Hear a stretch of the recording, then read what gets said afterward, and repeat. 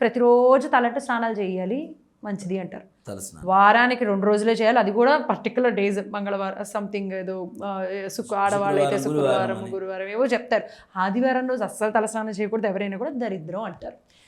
ఈ ఎప్పుడు తలస్నానాలు చేయాలనేది ఒక్క విషయం చెప్పండి గురు. నిజంగా చెప్పాలంటే ఆడవాళ్ళు తప్పనిసరిగా గురువారం శుక్రవారం చేయొచ్చు నాన్న.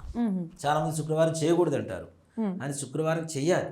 గురువారం శుక్రవారం రెండు లక్ష్మీ వారాలే. గురువారాన్ని మనం ఏమంటాం, లక్ష్మీవారం కదా.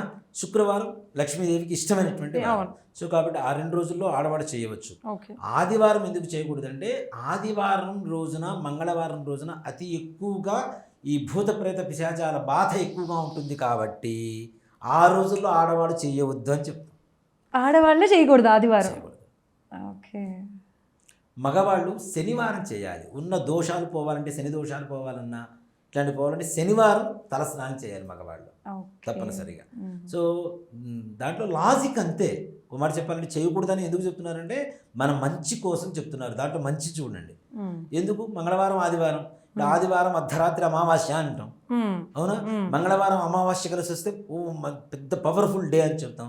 అంటే అక్కడ తిథికి ఇక్కడ వారానికి కూడా బలం ఉన్నట్టే అట్లాంటి వాటికి. అవును అవును కరెక్టే కదా. అవును. మన అదృష్టవశాత్తు కూడా ఆంజనేయ స్వామి వారికి మంగళవారం ప్రీతికరమైనటువంటి రోజు. ఇలాంటి వాటికి అణగార్చడం కోసం, భూత ప్రేత పిశాచ బాధలు అణగార్చడం కోసం మంగళవారం ఆయనకి ఇష్టమైనటువంటి రోజు. అంటే సీతాదేవిని లంకలో మొట్టమొదటిగా చూసింది మంగళవారం అంట ఆయన. అందుకే ఆయనకి మంగళవారం ఇష్టం.